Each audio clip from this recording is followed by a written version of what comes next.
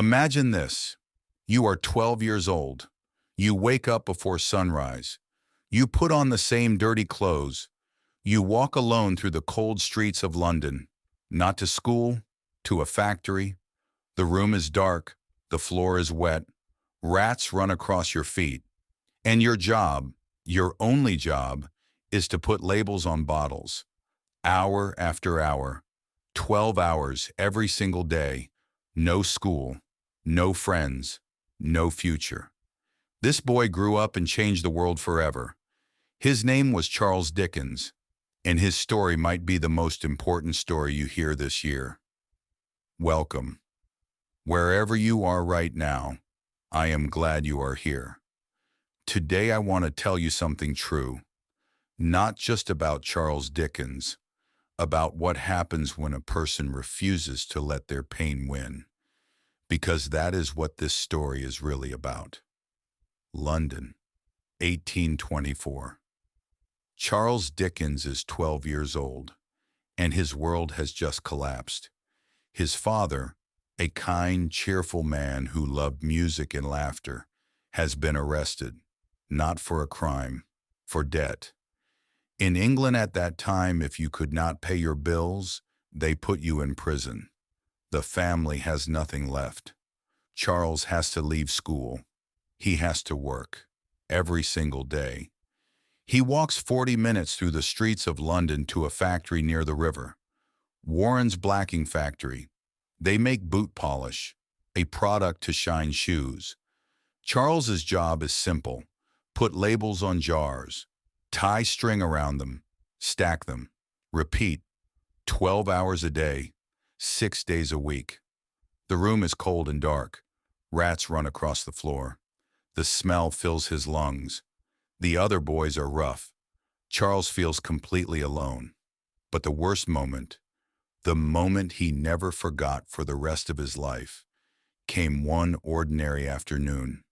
He was working near the window, and outside, through the dirty glass, he saw them, his old school friends, walking, laughing, free. Charles stepped back from the window. He moved behind a machine. He pressed himself against the wall so they could not see him. He was ashamed, not of the work, not of the factory. He was ashamed of what his life had become.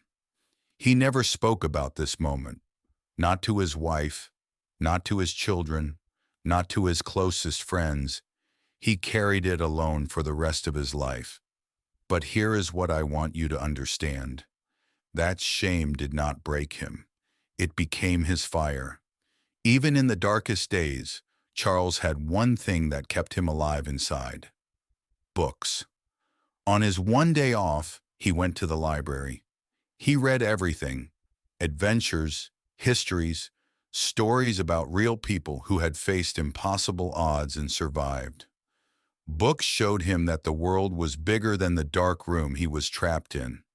And somewhere between those pages, a 12-year-old factory boy made a silent promise to himself. One day I will write stories, and everyone will read them. He had no plan, no connections, no money, no reason to believe it was possible. He just refused to stop believing it. Time passed. His father was eventually released from prison. Charles got a job as a clerk in a law office. He hated every minute of it. So he taught himself shorthand, a fast system of writing. He became a journalist. He walked through London every night, watching, listening, remembering.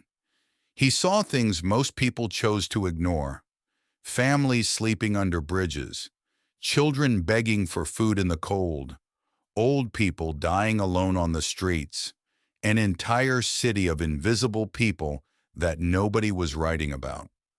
Charles decided he would write about them. In 1836, at only 24 years old, he published his first major book, The Pickwick Papers. People loved it immediately. They waited in bookshops for each new chapter. They laughed, they cried. They talked about the characters as if they were real people. Charles Dickens became famous almost overnight. The boy who had hidden behind a machine in shame was now the most celebrated writer in England. But he did not forget where he came from. He was just getting started. Oliver Twist, 1838, a small boy with no parents, no name, no one who cares if he lives or dies. Hungry, cold, and completely alone in a city that does not see him. This book shocked England. For the first time, ordinary readers were forced to look at the truth of how poor children actually lived. Not in a distant country, right there, in their city, on their streets. People were angry, people were moved, people demanded change. One novel, written by one man, changed a nation. Then came the book that made Charles Dickens immortal, A Christmas Carol, December 1843. Ebenezer Scrooge, a bitter, selfish, cold old man. He hates generosity. He hates joy. He cares only about money. On Christmas Eve, three spirits visit him. They show him his past, his present, and his future. And Scrooge changes. He wakes up on Christmas morning completely transformed, full of love, full of generosity, desperate to give, to help, to connect. Dickens wrote this entire book in 6 weeks. 6 weeks. Every copy sold out in the first week. Because of this one small book, people across the world began to celebrate Christmas differently, with more kindness, with more attention to the people around them, with more love. One story, 6 weeks of writing, changed how the world celebrates Christmas forever. Think about that for a moment. One person, one story, 6 weeks, and 180 years later, we still feel it. Great Expectations, 1861. Pip is a poor boy who dreams of becoming someone important. He gets his chance.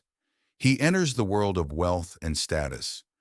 But the question at the heart of this novel is simple and devastating. What truly makes a person great? Is it money? Is it status? Is it the clothes you wear or the people you know? Or is it something else entirely? Something that cannot be bought, something that has to be built, slowly, painfully, honestly, from the inside out. Dickens spent his whole life asking that question because he already knew the answer. He had learned it in a factory when he was 12 years old. A Tale of Two Cities, 1859, set during the chaos and violence of the French Revolution. It opens with the most famous sentence in all of English literature. It was the best of times, it was the worst of times. 7 words that describe every era, every life, every moment when everything is falling apart and full of possibility at the same time. This novel has sold more than 200 million copies. 200 million. Written by a man who once pasted labels on bottles because his father was in prison. On June 9, 1870, Charles Dickens had dinner with his family. Then he went to his desk. Like every other day of his adult life, he started to write. He was working on a new novel, his most ambitious yet. He never finished it. That evening he suffered a stroke. He fell from his chair. He never woke up. Charles Dickens was 58 years old. The news spread across England and then across the world. Thousands of people came to mourn him. Not politicians, not aristocrats. Ordinary people, workers, families, children who had grown up reading his stories. People who had never met him, but who felt somehow that he had always understood them. Because he had been one of them. He had been the hungry child, the ashamed boy, the person the world did not see. And he had spent his entire life making sure those people were never invisible again. Today, more than 150 years after his death, every single one of his books is still read, still loved, still studied, still changing people. He started as a boy in a factory, too ashamed to be seen. He ended as one of the most beloved human beings who ever lived. And now I want to stop and talk directly to you, not to everyone, to you, the exact person who is here right now listening to this. Think about what you just heard. A 12-year-old boy, hiding behind a machine, burning with shame, no plan, no future, no one telling him it would be okay. And he made one decision, to keep going anyway. That is it. That is the whole secret. Not talent, not luck, not the right connections or the right family or the right moment. Just the decision made quietly, privately, with no audience, to keep going. Now I want to ask you something. What is the thing in your life right now that feels like that factory? The thing that makes you want to hide? The situation that makes you feel ashamed or stuck or invisible? The dream that seems too big for where you are right now? Because here is what Dickens proved. Where you start is not where you finish. The pain you feel right now is not a sign that you are failing. It might be the exact fuel you need to build something extraordinary. Dickens did not write A Christmas Carol despite his suffering. He wrote it because of it.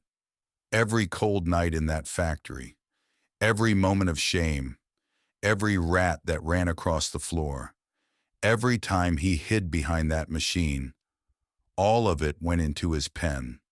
All of it became his power. And the world is different because of it. Your story works the same way.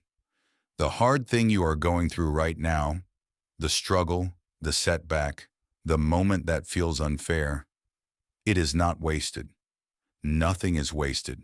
It is all material. It is all becoming something. You just cannot see it yet. So here's what I want you to do. Not tomorrow. Right now. Take 1 second and recognize something. You showed up today. You listened to an entire story. You stayed until the end when it would have been easier to stop. That is the same decision Dickens made every morning when he walked to that factory. The decision to show up. Keep making that decision. Every single day. There is another story waiting for you. Another life. Another proof that the darkest beginnings can lead to the most extraordinary endings. And today, that person was you. Charles Dickens picked up his pen every single day, even on the last day of his life. The factory did not win. The shame did not win. The dream won. And yours can too. Your story is still being written. Make it one worth telling. See you soon.